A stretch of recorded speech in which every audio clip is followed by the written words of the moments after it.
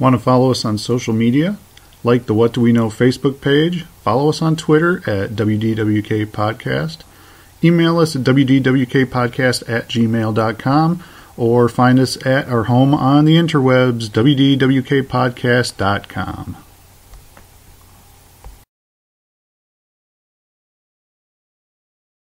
Why is there a guy getting molested by rabbits? Sort of like jet lag without moving. They look really short. So are they mutant rabbits?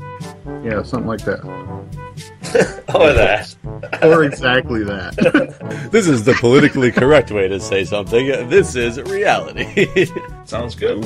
I like it so far. Yeah. You guys are no fun. Whenever you want to start the show, that's fine. Wait, we're doing a show? Hi, everyone. This is Mark. And I'm Mike. And I'm Jeff, and you're listening to What Do We Know? All right, guys. So I want to start today with a listener email. It's from Alberto Wojtaleski. That might be right. He's from Brazil. So I have a feeling that there's probably some sort of South American flair to that I just can't do with my... roll your R's. Right, exactly. So he really likes the show, and he kind of spouts off about roundabouts. And then he asks a question. Are Mark and Mike standers or sitters? Now, I assume this had to have been brought up, I don't know, maybe on Jeff's channel or something before. Yep. Is that hovering? Sort of. So this actually... Just to let you know right now, this is not something that we're going to be able to air properly. So we'll have to start back over with this email. But so for some reason in the Minecraft podcast, they got brought up about standers or sitters, and it has nothing to do with peeing. Okay. It's about how you wipe. Oh, what? Yeah, exactly. It got brought up in a Minecraft podcast, so it became this. It swept the community with asking about standing or sitting, which is why I asked Max Collins the same question in our interview with Max Collins, because I had viewers were supposed to write my questions for me, basically, and that was like the number one question. And so I did that because they knew that the interview was coming up, and I didn't want to do that, and I think that's what actually offended him. So it's not what you think it is, and sadly, if we go on with standing or sitting as what you would think standing or sitting means, people would actually kind of be like, that's not what it means. How are you not educating them? Like, this is dumb. Well, that's why I asked about it, because I figured this had context from somewhere, because especially since he's a big fan of your YouTube channel. But people stand when they wipe, really? Yeah, well, that's where the debate gets a little bit interesting about this, is because I assumed absolutely nobody stands when they wiped, but apparently through all this asking and all these questions, in order to be classified as a sitter, which makes absolutely no sense for me in this particular question, is your butt doesn't leave the toilet seat, because even if you move just a little bit off the seat, that's considered standing, which then completely takes away all entertainment in the question, because the concept of thinking of somebody if they sit down and wipe or if they're just like whoop, and wipe is a whole different thing. Then I can tell you honestly, when I worked at a preschool, most of the kids were wiped standing up, so that's something. Well, but that's so. But if you're past the age of 4, you're pretty much sitting down. I would think all the time. Right. To wipe. I thought the question was hilarious when I first heard it, because I actually find out that there were standers out there, and I was like, "Oh, this is the funniest thing in the world!" It's the whole me asking about using. Remember, Mark, the question with do you use your fly at the urinal, right, or do you pull your pants down type of thing, or do you brush the roof of your mouth? One of those things that I was like, everybody has to do this one way, and when I find out other people don't, I'm like, oh my god, it blows my mind. And then I think that's a small percentage, though, of people who actually stand. People in the context that I'm sure you and I are thinking is completely stand up, straight legged, and wipe. I'm sure that's almost to 0%. but they, like I said, it changed into, oh, you lift your butt off the toilet seat, therefore you're a stander. And I'm like, that's how else do you wipe? How do you get your hand in there? Even with that, like if you want to use that as your definition, like how much of your butt has to be raised over the seat? Because like even if you try to like bring it up a little, like your legs are still in contact with the. The only way your butt can be 100% on the toilet seat when you're wiping is if you go between the legs. And then you're wiping the wrong way. Or you're pushing. Really or it's weird. It would just be weird. Do you want to push? Or just wipe it right under your balls? If you're a guy, you gotta push aside the dangly bit to wipe.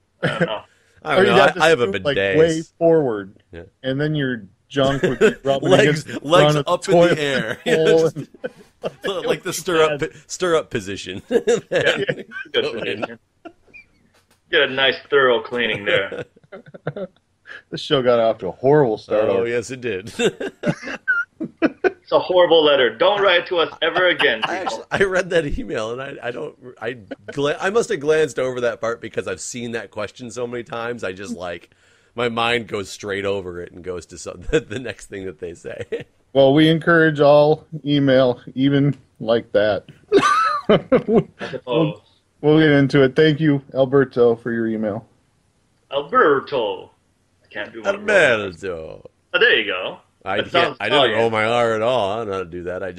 I have a suave enough way I sound that you think I rolled. WDWK, though, that was the part, like the way WDWK. That sounds well. The way you're saying it sounds Italian or something. I took Spanish for 2 years in high school. I can never do a rolling R. Yeah, so you've also lived in Japan and Korea for how many years now and don't know any of those languages either. So. Yeah. Well, talking about that, I always find it really strange that a lot of my coworkers, they'll sometimes make fun of Japanese the way they use their R's, right? Because they sort of do it between an R and an L. So they have a hard time like hearing the difference between the two letters. And I'm thinking, they're speaking a second language. That's pretty damn impressive in itself. And then you're making fun of them for that. So, I don't know. I mean, I agree with you. I can't speak a second language, so anybody who can speak a second language, I get very excited when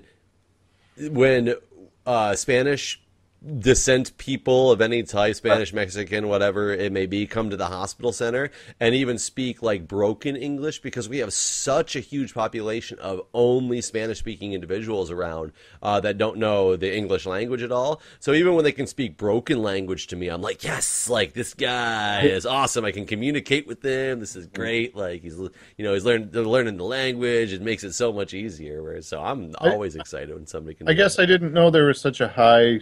Like Mexican or Spanish. I mean we're such a melting pot of people in DC. Like it's everybody. There's I've ran into so many people who speak solely Amharic or Amharic. I think it's what it is. I mean, just because we're such a big melting pot of cultures that it's like it's a little bit of everything. Spanish is definitely the number one around here. It's a huge Spanish community in this area, and I'm not actually sure why. Right. You mentioned that. You're right. Thought. That doesn't really make much sense, does it? Yeah, I'd never really given it a lot of thought, but I just thought that would. I don't know. I guess it makes sense. It's like the government center, but I don't know. Yeah, but I guess why would people immigrating to the U.S. decide like from like Spain or Mexico be like, oh, DC's the place to stop? Well, like I don't. Doesn't that get happen all the time in the United States? Like you'll have these pockets of people from a particular country make a huge community in an area. I guess so. Like in Michigan, we have in Dearborn, we have like the highest concentration of Muslims in one city. That is true. So. It's and that's just a random place for there to be like a big religious gathering of a group of people. But yeah, you're right. It's because some people started, so more people came because they already knew people that were there, and it just started this big pocket. Yeah. Oh yeah. Actually, now that I think about it, we kind of have a lot of that going on in Michigan. You got like Hamtramck, which is like Polish, and then you have like Frankenmuth, which kind of turned into like a touristy destination. But it was, that was Dutch. Like that was a Dutch settlement. That's why it is what it is. And then you got all those Yoopers who decided to move up to the Upper Peninsula. It's crazy. Like, I don't even know what country those guys are from. Moose and bear that hang out up there.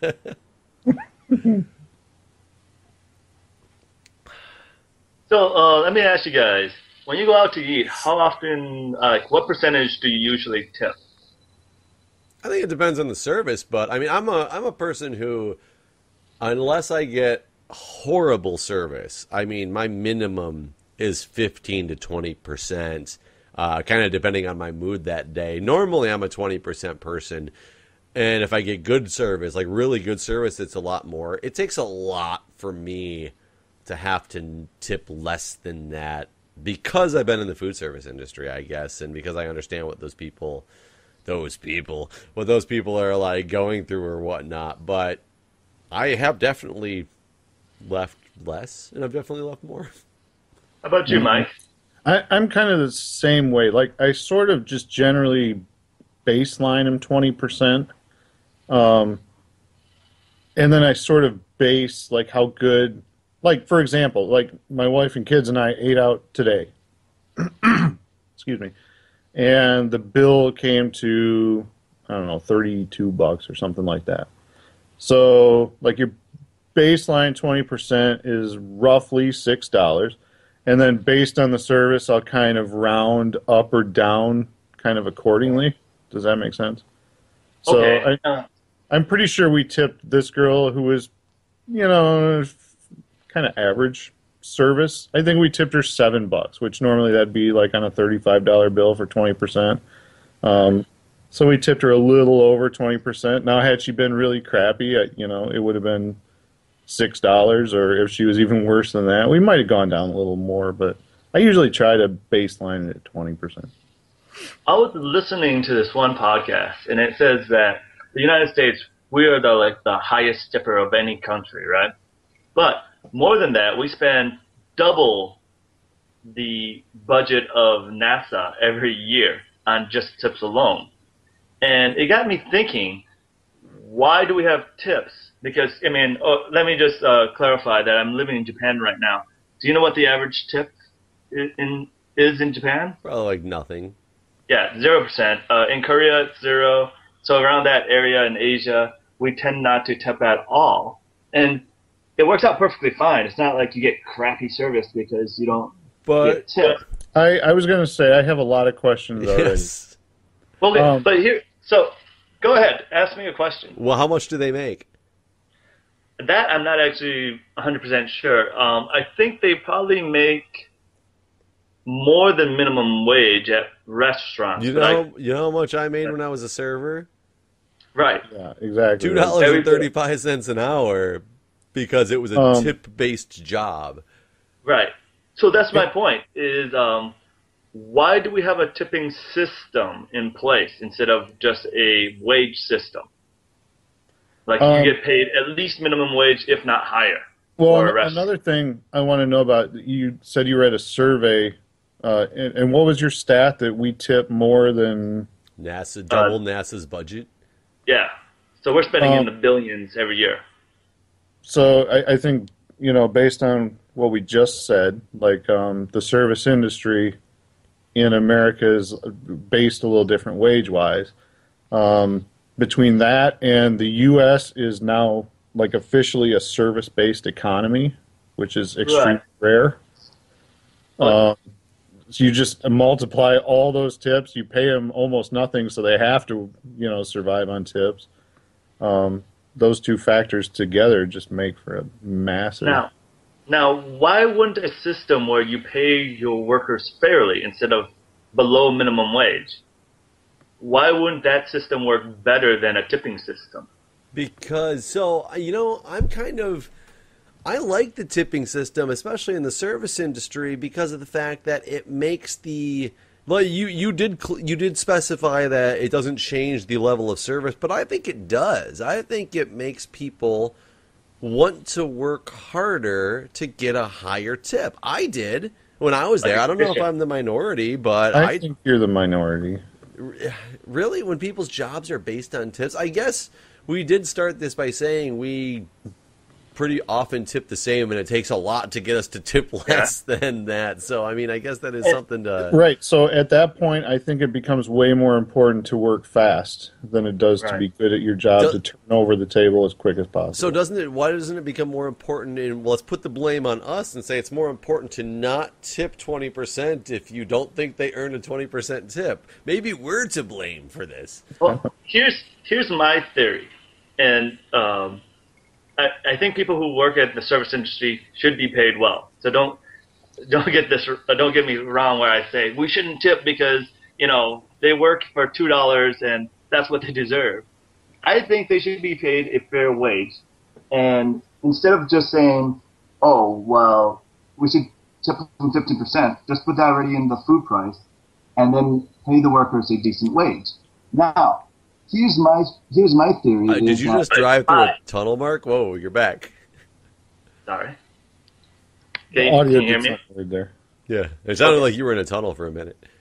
So, instead of tipping, what we should do is put that percentage into the food price already and not tip. And I think that would actually improve service. And this is the reason why. Go on with the reason why, Mark. When you tip, it doesn't do anything to improve service. I really don't think it does. Because if you have a bad, let's say your steak came out bad, right? By not tipping well, you're basically saying it's the waiter's fault. And it's not necessarily the waiter's fault, it's the cook's fault. By not tipping... You're in a tunnel again. Sorry. Clean the windshield. I don't know what I could do to improve the mic. It's fine now. It's weird. It just like pops in. Yeah, it just all of a sudden it does it. And then it goes back to normal. It's seemingly when Jeff tells you that it's weird. Maybe he gets so intent he leans over the microphone. Let me try one more time. Okay. Instead of tipping, we should put the money into the price of the food. By tipping, we punish the server or the cook or whatever reason why we didn't like service without telling the owner what's wrong. So if you have a bad waitress, instead of telling the manager, hey, this waitress is really horrible, or waiter, very horrible, you just... I'm not tipping Mark's mic right now. His mic, he gets less than 20% for sure. We're going to leave his mic a penny. Because you can't leave it nothing, because it'll just think you forgot. You got to give it something to let it know that you're mad for some reason. I wish we could get through this point, because I really think it's a good point. I'm sorry, guys. I don't know what else to do with this microphone. Just talk that. If I just stop and then restart and no, talk... I'm using all this, man. This is all golden. We have your point 8 times now, but you should definitely start over. Okay, so anyways, when you complain to a manager, you get actual more results than if by how you tip. Okay, yeah, so right. I guess that's dependent on the reason why you tip or why you tip the way you did. Do I tip based on the fact that I think my steak was overdone? No, but I know better. I know that is not the waiter or waitress's fault. However, I do get a little upset and try to figure out. Usually I have asked before, like when I got really bad food but good service, I'll be like, is there a tip share? Because that will change the way I'm going to tip. Because if there's a tip share, I don't want those cooks to get like part of my tip because I'm upset with what they did. But everybody tips based on different reasons. If I'm tipping solely on service and I tip you shitty because I think you did shitty, then maybe I don't need to tell a manager because you'll get the point because you'll walk away with no money and do better. But the waitress doesn't get fired or the waiter doesn't get fired. I don't want them to get fired. I want them to learn their lesson. I'm not saying it was necessarily fire-worthy because you gave me bad service. Well, but think about it. Think about it like this. Think about it from the boss's perspective. If you have this, staff of, waiters and waitresses or whatever, and you have no feedback on how they're doing, how can you weed out the bad servers? Because you don't know if they're getting tipped poorly. So, that's that's interesting to think. What if if everybody's paid the same, like Mark is saying, and your only course of action as someone eating, in this facility is to talk to the manager and say, hey, I'm getting horrible service here, then at least the manager has a feel for who is, and, generally speaking, I bet in most restaurants the manager has at least some feel. Right. But you got a better feel if, 5 people a night come to you and say, hey, Jennifer is an idiot. Or she can't do her job. What if there was a way to track tips? Do you think that would help? Because you can track credit card tips, but you can't track the cash tips, obviously. So that's where. And what happens with tip share? Like, let's say you have a really bad waitress. It doesn't matter if you don't tip her well. She gets tip shared, so then. Well, the waitress everybody else. Tip share usually doesn't work that. Okay, I guess in some places it probably does.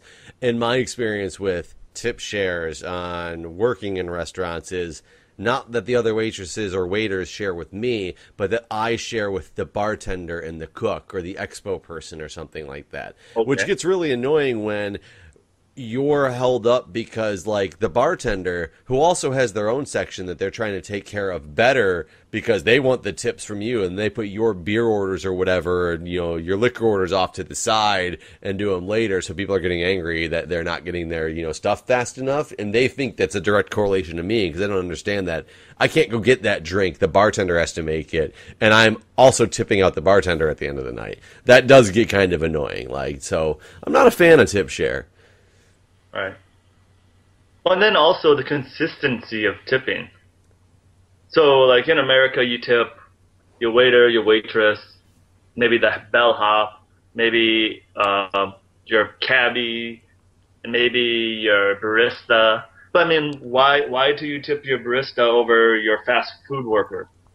Because there's a jar. It just seems. I worked at Starbucks for a little while, and I loved that tip share, man. It was amazing because every so often, and that was a straight up tip share, actually. So you're right, I have dealt with that. It was, God, how did they do it? Every 2 weeks, so like every payday, they took the number of tips that came into the entire restaurant and divided it out by the number of hours that you worked. So on my shift, I could have earned all the tips, but everybody else is getting tipped out just as equally. But at the same time, that was not a tip-based job. Right. I know, like, personally, I don't like having to think about if I'm supposed to tip people or not. So, like, I'm all in favor of what Mark is saying because I'm the dumb guy who doesn't want to do the math on, am I supposed to tip this guy? Like, is he making below minimum wage, counting on my tip? Right. Because I just don't think about that a lot of times. Like, you kind of have a general feel for, like, the basic ones. Like, I think Mark just kind of named, like, taxi drivers and waiters and waitresses and things like that. Like housekeepers at a hotel, What about housekeepers in your house? What's that? Housekeepers? No. I mean, like, you hire a maid service. Like, we actually did that a couple of weeks ago. We got a group on for a maid service, so we got one. And this lady came and cleaned, and all of a sudden Julia was like, I got to leave, but Jeff, here's $20. Tip her when she leaves. And I was like, we got to tip this lady? Like, I thought this was what her job was. Like, I didn't think about that as being a tip-based industry, especially, like, we pay, like, $60 for the cleaning, and I tipped her $20?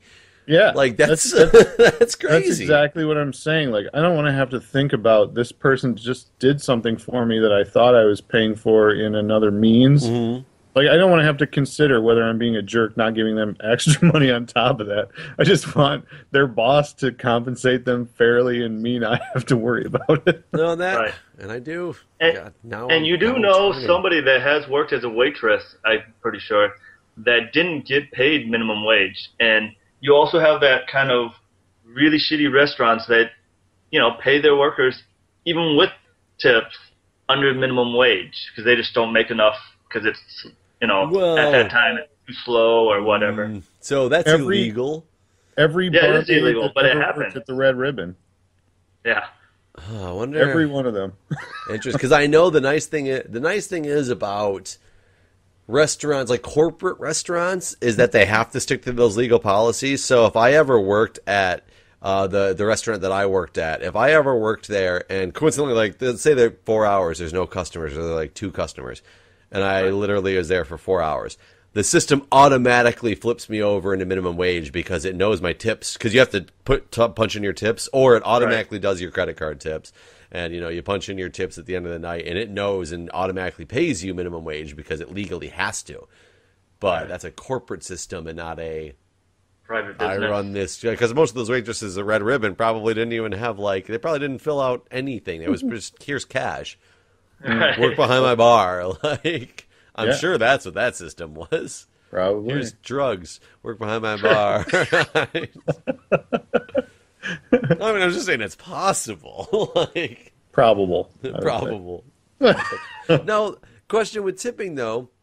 I understand your guys' point about the tipping now, and now I'm kind of double thinking on would it be better if people didn't tip, but or if people were paid in a different manner so that tipping wasn't a necessity.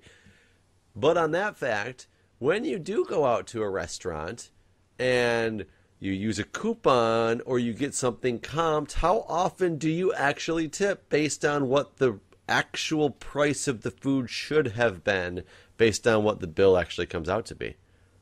Right. So if you're saying that if you got a discount for $5, do you include the discounted price in your tipping? And I tend to, especially if I get something comped, I basically pay for that product as an additional tip. So if I get a free drink comp to me, I just do the exact same price and then add the $3 it would have cost me for the beer and just say it's that server's tip. Added to their tip. But I'm saying, what if you were laughing because your mic did it again? But what if you went into a restaurant specifically because you had a 50% off coupon for 2 people or whatever, and you went, so 2 of you guys got $25 entrees, and you only paid $25 for the both of you guys, knowing that you went in specifically because, look, it's cheap, I don't have that much money right now, or whatever reason, and not that you just got something comped while you're there, that someone was like, wink, wink, here's a free drink. Because whenever anybody, and that's one of the reasons, if servers do that to you, they're trying to get extra tips. A lot of times, I've done it before myself, and it works. And just like you said, if I comp somebody's drink, I'm like, hey, sorry about that wait, that one's on me. They usually are like, oh shit, tip's bigger because I like this guy, he took care of me. But if they come in with a coupon, you're supposed to tip based on the retail price. Most people do not, in my experience. What do you do? It's been a while since I actually tipped because I've been living in Asia so long. So Watch it actually be the custom that they tip way more in Asia, and Mark's just like, I tip nobody. This is great. We would have no idea. It's I don't know why I go in all these restaurants and nobody wants to serve me, but at least I don't have to tip. There are a bunch of racists in this Asian country. They just, whenever they see an American, they're like, man, they're really rude. What about you, Mike? He's thinking about the 50% coupon he used for his dinner tonight, and he's like, maybe I should tip more. Actually, what I was going to say is I'm trying to remember the last time we used a coupon to go out to dinner. Oh, look at Fancy Pants. No. I was just I don't need your handouts. I was just going to say that's not because we're too fancy for coupons, but it's because we have 2 really small kids. So the next time her and I get to go out to dinner, planned ahead of time, might be 4 months from now. And when that opportunity arises, we're not looking for a coupon. We're just oh, you want to watch the kids? We'll see you later. That. What would you do then? What would you do then? So what would you do then if that situation did come? Would you have thought about it before this conversation, or would you have? I was going to say I'm not sure that I've ever really thought about it. So I don't think most people. I never did until I was in the restaurant industry, the actual service industry, making tips. If I had to guess, I've probably been someone you didn't like. before because I literally have never thought about it until you just brought this up. Like I don't ever remember going out and using a coupon and thinking, well, I need to tip based on that. Like I don't ever remember that thought process. So I was probably someone who service people don't like. So based on what you just said, not about being a service person or somebody the service people don't like, but based on what you said about going out to eat with your kids, that brings another question up to me is, I remember my parents, we used to like to go out to eat specifically on days when they knew like this day was kids eat free or this Right. day was kids 50% off. So we would actually go out more based on special discounts and things like that. And you sound like you're more, we went out when we have the kids, we don't even think about it. We just have to go out somewhere. Whereas if, you and your wife had a date, you would actually be like, do we have any good coupons or anything? No, not really. Like, just like when you have two young kids, like they don't ever appreciate going out to restaurants, Like as long as they have anything in their belly, they're happy. So to take them out to a restaurant is almost like you could do it a lot cheaper at home. So Right. tonight, like for example, tonight, I talked earlier about how we went out to eat tonight. The only reason we did that was because we had to go out. Carrie's phone charger mysteriously got broken. Like, Mysteriously. yeah. Was it Yeah, wrapped that- around a lapel microphone? Well, I'll give you the quick rundown. Like, she keeps her phone charger in her bedroom, plugged into the wall, and like the cord itself like comes over like her nightstand, and she plugs her phone in and sets it on her nightstand overnight. Well, a couple nights back, she got into bed to plug her phone in, and the plastic, there's like a rubber part, and then the actual like male end that inserts into the phone. The male end that goes into the phone was bent at a 90-degree angle. We have no clue how it happened. Like, Jake is only 4. Like, he doesn't have the strength really to do that unless he jumped on it. Like, I have no idea. So you're telling me that Apple announces the new iPhone 6, and then that charger just mysteriously breaks? Oh, uh-oh. So- Need to get so- a new phone. I can't, this is kind of off track at this point, but so tonight we had to go buy her a phone charger because her phone had like 3% power left and she had no way to charge it. So we went out to buy a phone after I woke up from my nap after work. And we ended up being out just kind of doing some stuff here and there until like 5:30, and both the kids were hungry at that point. So to come home and try to, cook something at that point, like it's going to be 6:30 before we eat dinner. The kids are already getting crabby because they haven't eaten and it's already 5:30. So stopping right next to where we're at, just to get something to eat was the way to go. So again, that's a scenario where we don't have coupons with us and we're not thinking about it. And the other time we would go out to eat, like I said, was like if my niece just happens to call us and say, "Hey, what are you guys doing? I'm free and I'll come over and watch the kids if you want." At that point, we're not thinking about, well, where can we go? We have coupons. We're like, yes, bye. Out the door, tires squealing throughout the driveway. Right, exactly. We lay rubber on the road and we get out of there. So, yeah, it's not a matter of us being too high and mighty to use coupons. It's just like with young kids, we don't get out much. And as far as, kids eat free, our schedules are just so, usually coupons like that are like during the week and stuff. Generally speaking, we're so busy during the week. My wife teaches private music lessons a couple nights a week, and I never know when I'm going to be working late. Like, I never really know what time I'm going to leave work in the evening. So to try to plan for something like that is tricky. So is it coupons or coupons? I've heard, Mike, you saying coupons the whole time. When I say coupons, I coupons, maybe? Coupon. Coupons. Coupon. yeah, Ron White said coupons. Yeah, Ron White did say coupons. I've always said coupons, and I don't know why. I assume that's because my It's mom. it's COUPONS, so I guess Right. it Doesn't would make be sense to be coupons, probably. Coupons would make sense. Coupons, I guess, doesn't, but it's what I've always said. I'm also the man who thought pamphlet was pamphlet for my entire life until like 2 years ago. So Pamphlet? pamphlet. Pamphlet. Pamphlet is what I always say. Pamphlet. With the F. Yeah, that's yeah. I found that out recently. Apparently, Mike was in the same boat that I was. That's crazy. Pamphlet? Pamphlet. Yeah, Puffet? I thought it was a Puffet? pamphlet. Pamphlet. I always thought it was literally spelled PAMPLET as well, but nope, it's PAMPHLET. It's a pamphlet. I had no idea until somebody made fun of me because they thought I was making fun of them. They were Are you like, sure like that's the official I am pronouncement of- absolutely positive now because I held my head in shame for a very long time about that, and I still do now. I'm glad I'm not the only one. Woo! No, I'm gonna have to look into that. Yep. I'm Yep. I'm not gonna concede this quite That now. was, I tried it's not probably to where as the well. word derived from. Probably like France or something. My wife must be boiling some hot water. Oh, I was like, what's I going thought the on? mothership was landing. I thought time was up. Yeah. So I set this pot of tea to know when we're recording was going to end. When it boils, we are done.